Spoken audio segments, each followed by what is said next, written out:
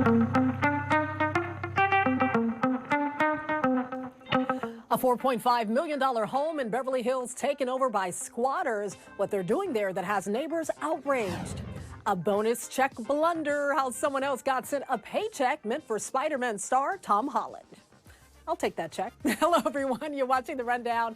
I'm Robin Winston. More on those stories coming up in a moment. But first, a lot of people in the Inland Empire and beyond were caught off guard when a 4.2 earthquake hit San Bernardino County.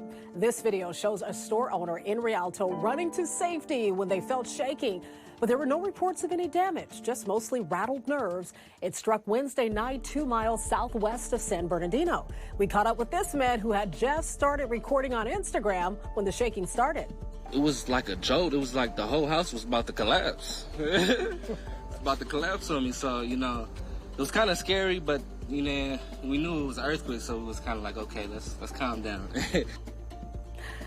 The quake was originally reported as a 4.4 and then downgraded. It was located near the San Jacinto Fault, and people as far as Burbank and Long Beach reported feeling some weak shaking.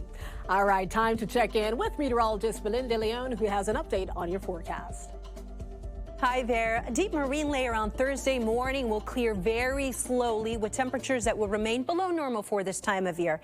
And then a change in our weather pattern. From Friday into the weekend, we'll have an area of high pressure that develops, and that's going to cause our temperatures to warm 15 to 20 degrees above normal. Now, there is a catch. That warmer weather will be accompanied by some Santa Ana winds. Breezy offshore winds will develop through the weekend, the strongest winds expected on Saturday.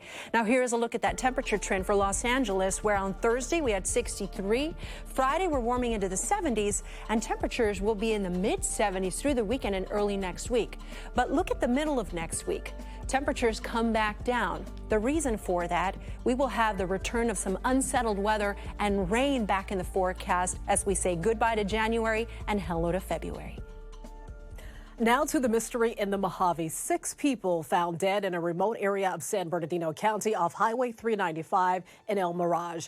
Deputies found the bodies Tuesday night near 2 vehicles with bullet holes. A woman who talked to detectives said they told her none of the victims had an ID. The remote area will likely make it challenging for investigators. We spoke with NBC4 law enforcement analyst Dr. Southers about his take on the case. They'll be trying to look at cameras that probably led to that location. It's extremely remote. Was this some kind of execution? Is it drug related? We will keep making calls and working on this story and bring you updates as we get them. 5 people are facing stiff penalties after being charged with car insurance fraud. Ontario police tracked them down after surveillance video of a crash looked too strange to be believed.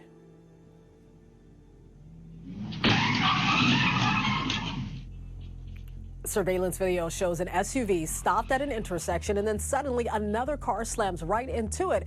But if you look a little closer, seconds before the impact, you can see the woman behind the wheel of the SUV actually get out and walk away. Then the crash happens, and that's when the driver of the car that hit her also walks away. 5 people have been arrested for insurance fraud in connection to the case. Despite losing both the Iowa and New Hampshire primaries, Governor Nikki Haley says she's not dropping out of the presidential race. With new campaign ads and a rally, Nikki Haley is already targeting her home state of South Carolina. That will be a big test in the race for the Republican presidential nomination. She lost by double digits Tuesday night to former President Trump, but argues she's the better candidate to run against President Biden. The worst kept secret in politics is how badly the Democrats want to run against Donald Trump. It's not to have somebody take a victory when she had a very bad night. And just a little note to Nikki, she's not going to win. South Carolina's primary is scheduled for February 24th. Families living in this Beverly Hills neighborhood are frustrated after squatters took over a home. So the home is listed for sale for $4.5 million. Though it was vacant, neighbors say it's now home to squatters who are holding wild parties.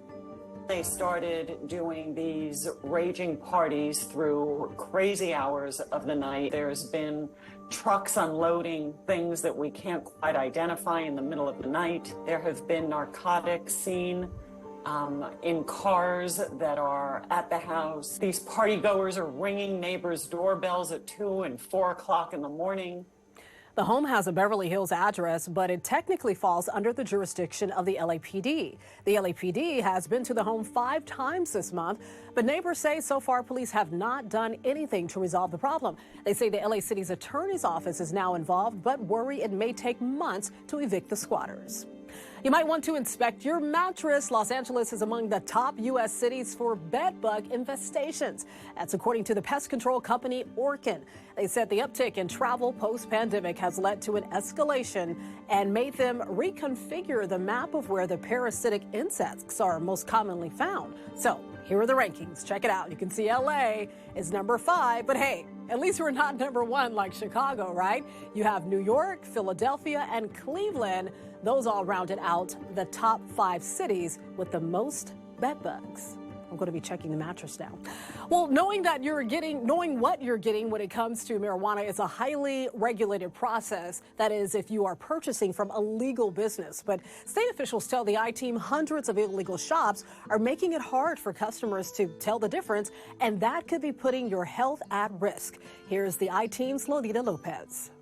You come into the vestibule area first. Walking into King's Crew in Corona, you're immediately greeted by security. We welcome people in a very secure manner. Identification checked. The number one thing you get from buying cannabis through a legal California dispensary is you're going to be in a safe environment. And inside, we sell everything you can possibly imagine in the legal cannabis industry, from vapes to edibles to flower, accessories. Mark Russ from Gold Floor, which operates King's Crew, says all of the products have gone through a thorough review process. You know that everything here is tested. Some other products in their stores have this type of technology. You simply just scan this QR code like you would anything else, and it's going to bring up that product onto the consumer's phone where they can scroll through.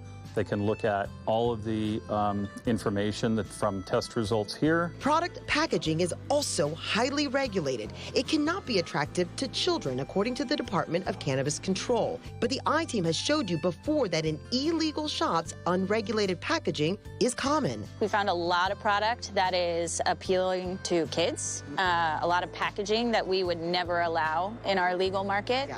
The I-Team was with a DCC enforcement team when they visited what they say are illegal locations in Los Angeles in November.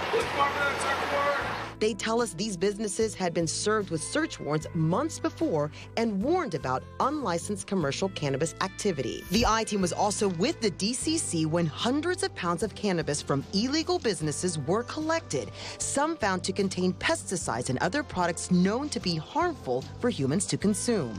We have thousands of legal cannabis businesses in the state of California. They operate within the confines of our regulatory framework. They pay their taxes. This is unfair competition to them. It undermines the work that we're all doing to try and create a safe space for cannabis consumption. Though the illegal market remains prevalent, data obtained by the I-Team shows the number of legal storefronts is growing quickly. Retail storefronts with active state licenses to sell cannabis products have increased by nearly 59% from 2021 to November 2023. In LA County, retail licensed stores increased from 216 to 382 during that same time period. Licensed locations can be found by searching the DCC website, entering your location, and seeing what shops are near you. You can also search by business name. We checked, and Gold Floor does have an active license with the state. There is a 15% excise tax that goes to the state. Mark says it may likely cost shoppers a little more when going into a licensed store, and that's because of the state and sometimes individual cities' tax requirements. In some areas, it can be 30% or more on top of the price that you're going to pay, which is significant for the consumer. Unfortunately, we're just the person that has to collect it and pay it through. Taxes, in part, that go to the DCC's efforts to crack down on illegal operators so you know what you're getting. We really are here to make people aware this is where you should come, because safe, legal, and tested. University of Michigan football coach Jim Harbaugh will be the next head coach of the LA Chargers. That's right, the team made it official on X with the quote, "Ladies and gentlemen, we got him." Harbaugh won college football's national championship, and he has history with the Chargers. Harbaugh was a Chargers quarterback from 1999 to 2000 when they played in San Diego. Congratulations. Ryan Gosling is speaking out over the backlash over Barbie's Oscar snubs. Gosling got a nomination for his role as Ken. In a statement, he says he's grateful for that, but he added that there is no Ken without Barbie. He said the Barbie movie would not have happened without Margot Robbie and director Greta Gerwig. The Barbie movie is nominated for 8 Oscars, including Best Picture, but neither Robbie nor Gerwig were nominated. It appears festival goers aren't clamoring for tickets to April's Coachella. Passes for the music festival in Indio went on sale last Friday, and they're still available. Now, this is the first time in a decade they failed to sell out almost right away. So what gives? Some are blaming the lineup. The bill features Doja Cat, Lana Del Rey, and No Doubt. But even during past festivals, when people complained about the lineup, tickets still sold out in just hours. Actor Tom Hollander is sharing an interesting experience he had getting mixed up with Spider-Man's Tom Holland. Hollander, who recently appeared in HBO's White Lotus, told late night Seth Meyers about the surprise bonus he got. I thought I'd check my emails, and I got an email from the agency saying, payment advice slip, your first box office bonus for the Avengers. And I thought...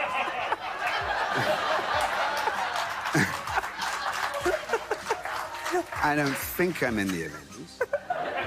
And it was an astonishing amount of money. Well, that bonus for Tom Holland, Hollander says, was in the 7 figures. You should have kept it. It's yours. You can always get news and weather updates on the NBCLA app at our website, NBCLA.com. And be sure to tune into Today in LA on NBC4, weekdays 4 to 7 a.m. I'll be helping you get around with traffic reports throughout your morning commute. All right, I'll see you next time on The Rundown.